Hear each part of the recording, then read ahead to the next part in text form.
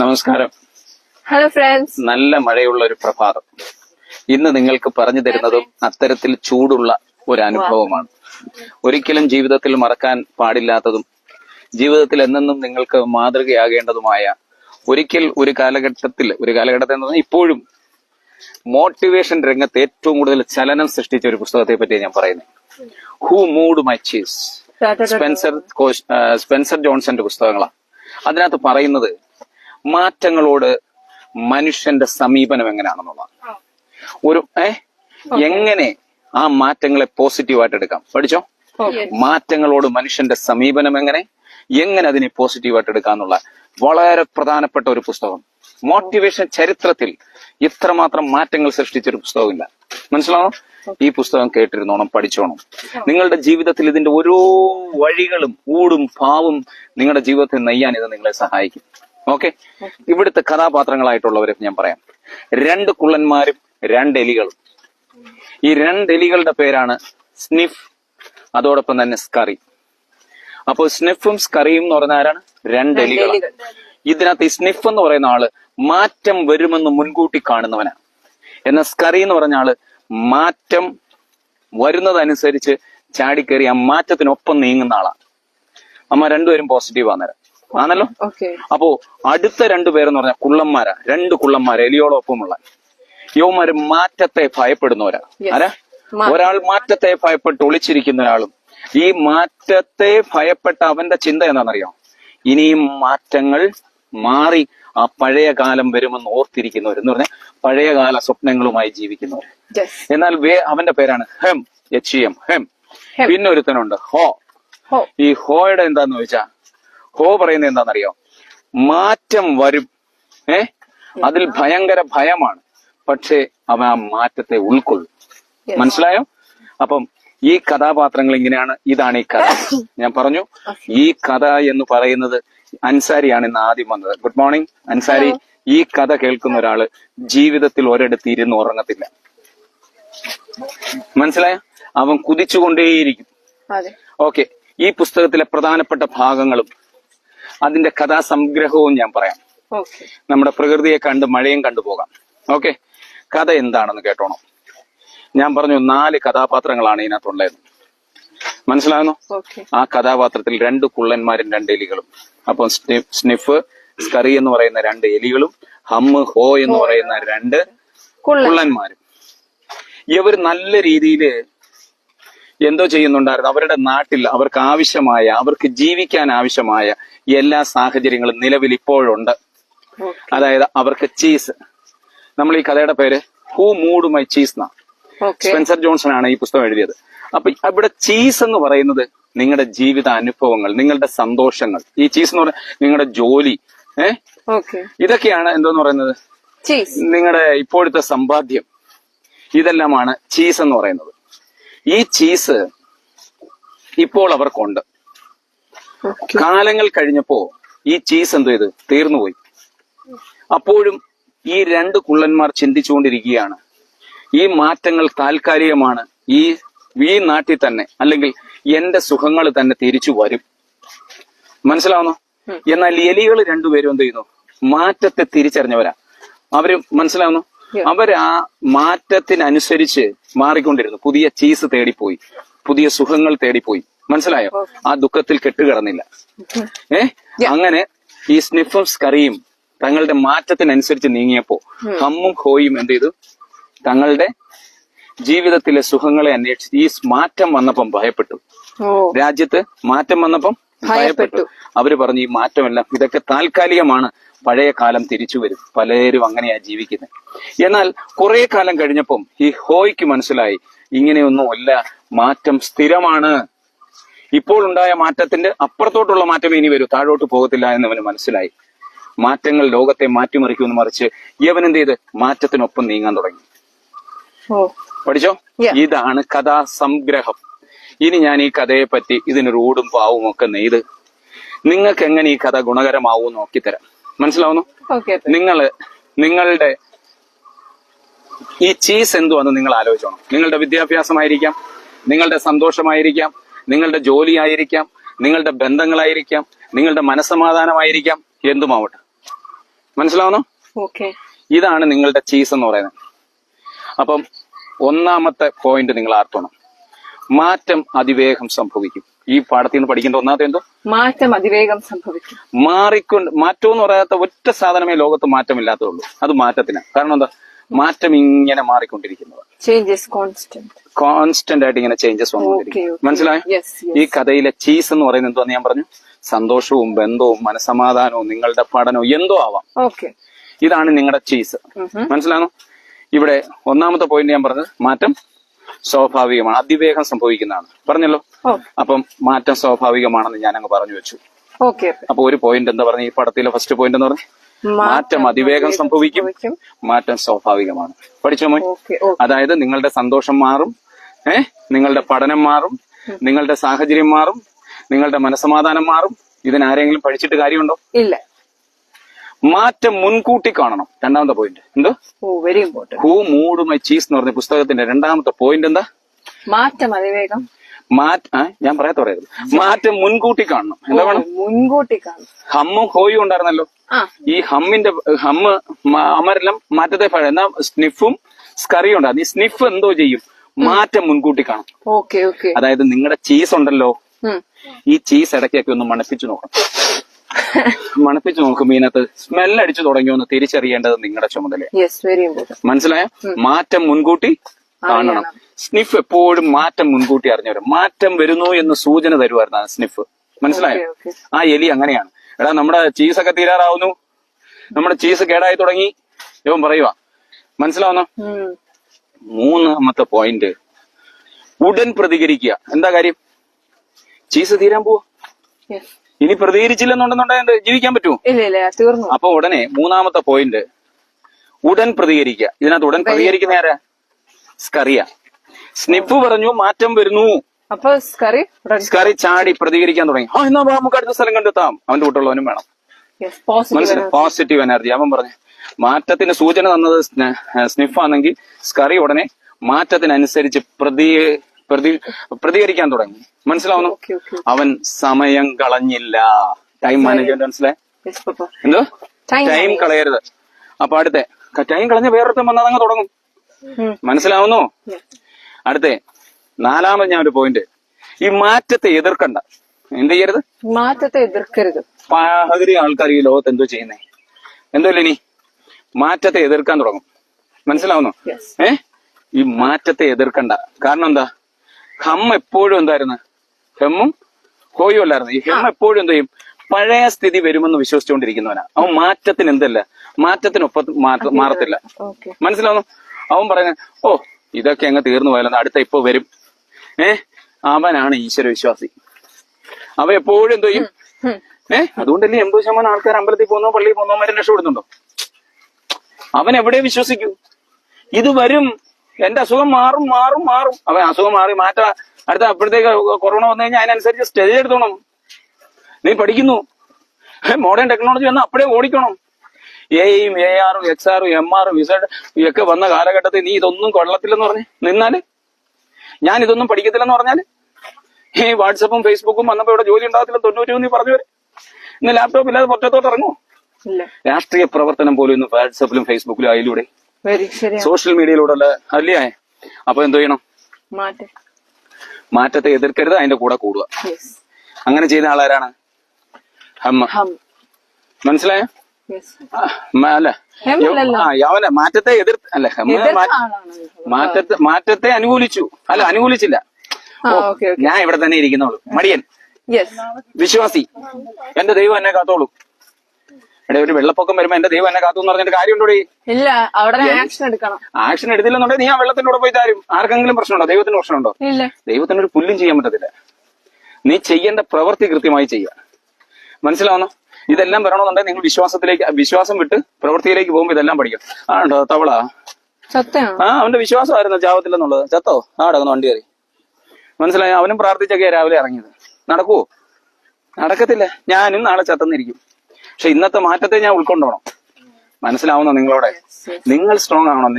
നിങ്ങൾ ആരെങ്കിലും മാറിയാലേ ഈ രാജ്യത്ത് മാറാൻ പറ്റൂ. അല്ലെന്നുണ്ടെങ്കിൽ എന്താ സംഭവിക്കുന്ന അറിയാം? ആൾ ദൈവങ്ങളുണ്ടാവും. എന്ത് പറഞ്ഞില്ലേ ഇപ്പൊ ഒരു പുതിയ ദൈവം ഉണ്ടല്ലോ നമ്മുടെ കൊളക്കടയിലൊക്കെ കണ്ടുള്ള ഒരു സ്ത്രീ. എന്തൊരു ദേവിയ, അവരൊക്കെ എന്തോ ഒരു ചീത്ത വിളിക്കുന്നു. എന്നിട്ടും ആൾക്കാർ പറയും കാരണം എന്താ? നാഗാതി. കാരണം എന്നാലും ഒരാളെ പറ്റി ദോഷം പറയുന്നില്ലല്ലോ അവര് ചീത്ത വിളിച്ചാലും. മനുഷ്യൻ അങ്ങനെയുള്ളവരെ മതി. മനസ്സിലാവുന്നോ? മാറ്റത്തെ എതിർക്കണ്ട. പിന്നെ ഭയത്തെ അതിജീവിക്കുക. എന്തുകൊണ്ടാണ് ഈ ഹമ്മ് എന്ത് ചെയ്യുന്നത്? അവർക്ക് എല്ലാവർക്കും ഭയം വന്നു. കാരണം എന്താ? ഒരു ദിവസം രാവിലെ അവർ ഇത്രയും സുഖിയാന്മാര് ജീവിച്ചുകൊണ്ടിരിക്കുന്നവന്മാര് ഒരു ദിവസം രാവിലെ വരുമ്പോൾ അവന്റെ ബിസിനസ് തകർന്നിരിക്കുന്നു. കാരണം എന്താ? സ്ഥിരമായ AI യുടെ യൂസ് കൊണ്ട് ഇവൻ ടെക്നോളജി അഡോപ്റ്റ് ചെയ്യത്തില്ല. ഇപ്പൊ നമ്മൾ പോകുന്ന ചേട്ടന്റെ ഇടയിൽ പോലും ഒരു GP വെക്കത്തില്ല. ഇതൊക്കെ തെറ്റാണ്. അദ്ദേഹം അല്ല, അയാൾ ചിന്തിക്കുന്ന എന്തുവാ? മനുഷ്യൻ പൈസ കൊണ്ടുവന്ന് ഇവിടെ കച്ചവടം നടന്നു. പക്ഷെ നേരെ മറിച്ച് GP കൊണ്ട് ഇട്ടായിരുന്നെങ്കിലോ അയാളുടെ തലച്ചോറും മാറണം. അവർ അംഗീകരിക്കത്തില്ലത്. ഇതുപോലാണ് വിശ്വാസങ്ങൾ നമ്മളെ കടന്നുകൂടുന്നത്. Sujatha good morning. അരുൺ ചെറിയ good morning. John Thomas. Okay. അപ്പൊ ഞാൻ എന്ത് പറഞ്ഞാൽ നീ ഉറുമ്പെന്ന് പറയുമ്പോ എന്റെ മൈൻഡ് അങ്ങ് പോവാ. ഭയത്തെ അതിജീവിക്കുക. മനസ്സിലാവുന്നോ? ഭയം ഉണ്ടാകരുത്. ഭയം ഉണ്ടാകുന്ന ഒരാളും ജീവിതത്തിൽ വിജയിക്കത്തില്ല. ആ ഭയം എന്താണെന്ന് മനസ്സിലാക്കുക. അതിനകത്ത് ഇറങ്ങിച്ചെല്ലുക. ഞാൻ പറഞ്ഞിട്ടില്ലേ, ഇവിടെ രാത്രി ഇങ്ങനെ വരുമ്പോ ഈ ഒരു വാഴ കണ്ടോ, കാറ്റത്തുണ്ട്. ഇവിടെ ഒരു വാഴ ഒടിഞ്ഞു വീണാണ്ടോ? ഈ രാത്രി ഒന്ന് കാണിക്കാം. ഈ രാത്രി നമ്മൾ ഇങ്ങനെ വരുമ്പോ ഉണ്ടല്ലോ, ഈ വാഴ ഇങ്ങനെ ഒടിഞ്ഞു വീണോണ്ടേയിരിക്കുക. നിങ്ങൾ നോക്കുമ്പോ ദാ വീഴുന്നു. ഒറ്റ ഓട്ടം തിരിച്ച് ഒരു സെക്കൻഡ് അവിടെ നിന്ന് അതിനകത്തോട്ട് ടോർച്ച് അടിച്ചാൽ നിങ്ങൾ വിജയിച്ചു. ഭയത്തെ അതിജീവിക്കണം. മനസ്സിലാവുന്നു? ഇവിടെ സ്കറി എന്തോ ചെയ്തേ? ഈ ഹമ്മൻ എന്തോ ചെയ്ത്? ഹമ്മിനും അതോടൊപ്പം തന്നെ അല്ല, ഇവന്മാരെല്ലാം ഭയപ്പെട്ടു. ആരൊക്കെയാ? സ്നിഫും ഭയപ്പെട്ടു, സ്കറിയും ഭയപ്പെട്ടു, ഹമ്മും ഭയപ്പെട്ടു, ഹോയും ഭയപ്പെട്ടു. പക്ഷെ മറ്റവന്മാർ ഇതെല്ലാം മുൻപോട്ട്. ആ എലികളായിട്ടുള്ള സ്നിഫും സ്കറിയും എന്തോ ഇത് ഇതിനെ ഫേസ് ചെയ്യാൻ അമ്മ ആ രീതി മുൻകരുതല്ല. ഹമ്മോ ഈ ഭയപ്പെട്ടതിനകത്ത് രണ്ടവന്മാരും ഭയപ്പെട്ടു. ഹമ്മും ഹോയും കുള്ളന്മാർ രണ്ടും ഭയപ്പെട്ടു. പക്ഷെ ഹോ എന്തോ ഇത്? ഭയത്തെ അതിജീവിച്ചു. മനസ്സിലാവുന്നോ? ഭയത്തെ അതിജീവി. അപ്പൊ നിങ്ങളുടെ ജീവിതത്തിൽ വരുന്ന എന്ത് പ്രശ്നം, ജോബിനകത്ത് വന്നോട്ട്, നിങ്ങളുടെ മനസ്സമാധാനം, എന്ത് പ്രശ്നങ്ങൾ വന്നോട്ട് അതിനെ അതിജീവിക്കുക. അപ്പൊ ചോദിക്കും ദൈവത്തിന്റെ ആവശ്യം എന്താണ്? ദൈവത്തെ ഇവിടെ നിനക്ക് ഉപയോഗിക്കാം. പ്രശ്നമേ, എനിക്കൊരു വലിയ ദൈവമുണ്ട്, സോ നീ ഓടിക്കോളുക. കണ്ടോ? ഭയത്തെ മാറ്റാൻ വേണ്ടി ദൈവത്തെ ഉപയോഗിക്കാം. അല്ലാതെ ദൈവത്തെ ഭയപ്പെടരുത്. ഇവിടെ പൊട്ടന്മാരെല്ലാം എന്താ ചെയ്യുന്നേ? ദൈവത്തെ അങ്ങ് ഭയപ്പെടുക. എന്തോത്തിന്? ദൈവത്തിന് ഒരു പുല്ല് നിങ്ങൾ ചെയ്യാൻ പറ്റില്ല. നിങ്ങൾ കൊറോണ ഒരു പാഠം പഠിപ്പിച്ചു, വെള്ളപ്പൊക്കം ഒരു പാഠം പഠിപ്പിച്ചു. പക്ഷെ ദൈവം, അതായത് പോസിറ്റീവിനെ നിങ്ങൾക്ക് എന്ത് ചെയ്യാൻ പറ്റും? നിങ്ങളിൽ മാറ്റം ഉണ്ടാക്കാൻ വേണ്ടി അതിനെ ഉപയോഗിക്കാം. അല്ലാതെ ഒരു പുല്ല് സംഭവിക്കത്തില്ല. പിന്നെന്ന് പറഞ്ഞാൽ അല്ലെന്നുണ്ടെങ്കിൽ വലിയ പണമുള്ളവൻ പണമില്ലാത്തവനെ ഒരിടത്ത് ഇരുത്താൻ വേണ്ടിയാണ് ഈ വിശ്വാസം കൊണ്ട് തന്നെ. നീ ശല്യപ്പെടുത്തരുത് അവനെ. മനസ്സിലായോ? നീ അവന് തൊഴിലാളിയായിട്ട് മാത്രം നിൽക്കാനുള്ള ഒരു ടെക്നിക്സ് ആയിട്ട് അതൊക്കെ ഞാൻ പിന്നെ നിങ്ങൾ എന്നോട് ചോദിച്ചാൽ പറഞ്ഞുതരാം. അല്ലാന്നുണ്ടെങ്കിൽ ആൾക്കാരുടെ വിശ്വാസത്തെ തൊട്ടെന്ന് പറഞ്ഞുകൊണ്ട് അവന്മാർ ഇത് ചെയ്യും. മനുഷ്യന് ഏറ്റവും വലിയ സെൻസിറ്റീവ് ആയിട്ടൊരു സാധനം എന്തുവാ? വിശ്വാസം. ഈ വിശ്വാസം ഉണ്ടാക്കി കൊടുക്കാൻ നമ്മൾ എന്തുമാത്രം കഷ്ടപ്പെട്ടായോ. വലിയ ബുദ്ധിമാന്മാർക്ക് വിശ്വാസം കൊടുത്തേന്നറിയാമോ? ആ വിശ്വാസത്തെ തച്ചുടയ്ക്കാൻ പറ്റുമോ? ഒക്കത്തില്ല. അത് അത്ര വലിയ സിസ്റ്റമാറ്റിക് ഓരോരുത്തർ ചെയ്തു വെച്ചേക്കുന്ന സാധനോ. എന്തുമാത്രം ചിന്തിച്ച് ചൊറിച്ചിലുണ്ടാക്കിച്ച്, മനസ്സിലാവുന്നു? ഇങ്ങനെയൊക്കെയുള്ള കാലഘട്ടത്തിൽ നിന്ന് അത് ഉണ്ടാക്കിയേക്കുന്നത്. ഇനി അത് പോട്ടെ. അപ്പൊ നമ്മൾ പറഞ്ഞത് ഭയത്തെ അതിജീവിക്കുക. അടുത്ത പോയിന്റ് എന്തോന്ന് ചോദിച്ചാൽ പുതിയ ചീസ് തേടി പോണം. എന്ത് വേണം? പുതിയ ചീസ് തേടി പോണം. അല്ലെങ്കിൽ അത് എവിടെ ഉണ്ടെന്ന് കണ്ടുപിടിക്കണം. മനസ്സിലായെന്നോ? നിങ്ങളുടെ ജീവിതത്തിൽ നിങ്ങൾക്കുണ്ടാകുന്ന പ്രതിസന്ധികൾ എന്താണെന്ന് തിരിച്ചറിഞ്ഞ പ്രതിസന്ധിക്ക് പരിഹാരം. അപ്പൊ ഓക്കെ, അൻസാരി പറയുക അവരുടെ ഹോട്ടൽ ബിസിനസ്. ഓക്കെ, ഇപ്പൊ ഈ സ്ഥലമായതുകൊണ്ടാണ് ഒക്കാത്ത. ആ സ്ഥലം അങ്ങ് വിട്ടേക്കുക. ഈ കോളേജിൽ പഠിക്കുന്നതുകൊണ്ടാണ് പ്രശ്നം, അതങ്ങ് വിട്ടേക്കുക. ഈ കോഴ്സ് പഠിച്ചുകൊണ്ടിരിക്കുന്നതുകൊണ്ടാണ് ആ കോഴ്സ് അങ്ങ് വിട്ടേക്കുക. ക്വിറ്റ് ചെയ്യാൻ പഠിക്കുക. നിങ്ങളെ വേദനിപ്പിക്കുന്നത് എന്താണോ ആ സാധനത്തെ മുറിച്ചു കളയണം. അതുകൊണ്ടാണ് ബൈബിൾ പറഞ്ഞു, നിനക്ക് വിഘ്നം വരുത്തുന്നത് നിന്റെ കണ്ണാണെങ്കിൽ അത് ചൂടുന്നെടുത്ത് കളയുക. മനസ്സിലാവുന്ന മോനെ? അപ്പൊ നീ അതിനകത്തുനിന്ന് അതിജീവിച്ച് പുറത്തു വരണം. പുതിയ ചീസ് എവിടെ ഉണ്ടെന്ന് കണ്ടെത്തണം. അതിനാണ് ആര് ഇവിടെ പറഞ്ഞു? സ്നിഫ് എന്തോ പറഞ്ഞു? സ്കറിയോട് പറഞ്ഞടാ നമ്മുടെ ചീസ് അവ എന്തോ ചെയ്തു? എപ്പോഴും ഇങ്ങനെ മണത്തു നോക്കും. അളിഞ്ഞിട്ടുണ്ടോ, നാറിയിട്ടുണ്ടോ, അല്ലെന്നുണ്ടെങ്കിൽ ഇതിന്റെ തീരുന്നതിന്റെ അളവൊക്കെ കണ്ടിട്ട് അവ എന്തോ പറയും, ഇങ്ങനെ പറയും. അപ്പോഴത്തെ സ്കറി ചാടി അങ്ങ് വീഴും ഇത് കണ്ടെത്താൻ. മനസ്സിലാവുന്നു? അവർ രണ്ടുപേരും സേഫ് ആവുന്നു. പക്ഷെ ഹമ്മും ഹോയും അവരുടെ പ്രത്യാശയോടെ അവരിങ്ങനെ വിശ്വാസത്തിൽ ഇരിക്കും. ഹോ പിന്നെ മനസ്സിലാകുന്നു ഇതൊക്കെ തെറ്റാണ്. അതുകൊണ്ട് എന്തോ ചെയ്യും? വലിഞ്ഞോണം. അവൻ പഠിക്കും. നിങ്ങളുടെ ജീവിതത്തിൽ നിങ്ങൾ ആ സാഹചര്യം പഠിക്കണം. ഭയമൊക്കെ വരുന്നോട്ട് ആ സാഹചര്യം പഠിച്ച് മുന്നോട്ട് പോകണം. മനസ്സിലാവുന്നോ? ഇനി എന്ന് പറഞ്ഞാൽ മാറ്റത്തിൽ തന്നെ എന്തോ ചെയ്യണം? ഒരു സന്തോഷം കണ്ടെത്തണം. എന്താ വേണം? മാറ്റത്തിൽ തന്നെ സന്തോഷം കണ്ടെത്തണം. അതല്ലേ നല്ലത്? ആണോ? ആണ് മാറ്റത്തിനകത്തൊരു സന്തോഷം കണ്ടെത്തുന്നതാണോ നല്ലത്?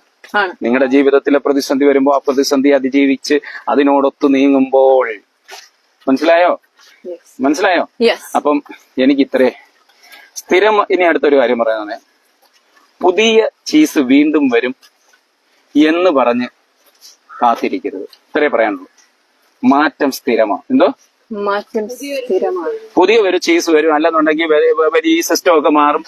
വെള്ളപ്പൊക്കമൊക്കെ മാറി ഇതിനകത്ത് ഇനി പുതിയ പഴയതുപോലുള്ള സിസ്റ്റം പഴയതുപോലെ വരില്ല, പഴയത് മാറും. എഡ്യൂക്കേഷൻ സിസ്റ്റം തന്നെ ഓൺലൈനിന്റെ ഇമ്പോർട്ടൻസ് ഒക്കെ വന്നാണ്ടോ.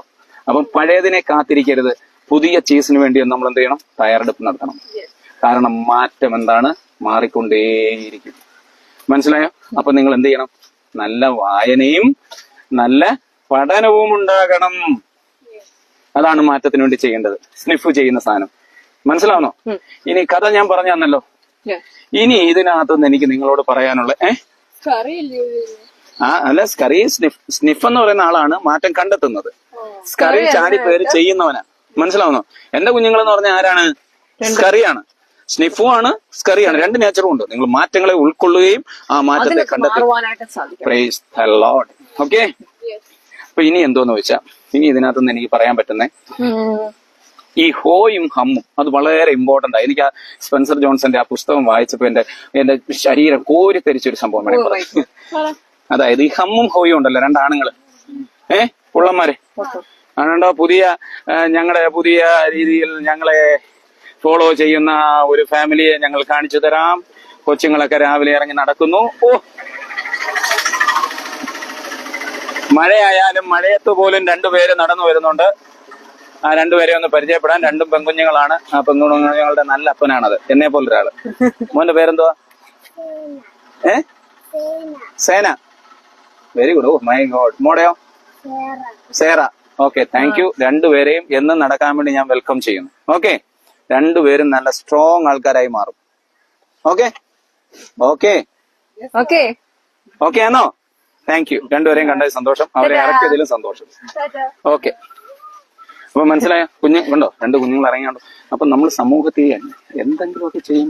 അവൻ ഇപ്പം നടന്നുകൊണ്ടിരിക്കും. അവന്റെ മനസ്സിൽ തോന്നിയില്ലേ, എന്റെ കുഞ്ഞുങ്ങളെയും കൂടെ കൊണ്ടുവരാം, ഇനി നാളെ ഭാര്യയും കൂടെ കൊണ്ടുവരും.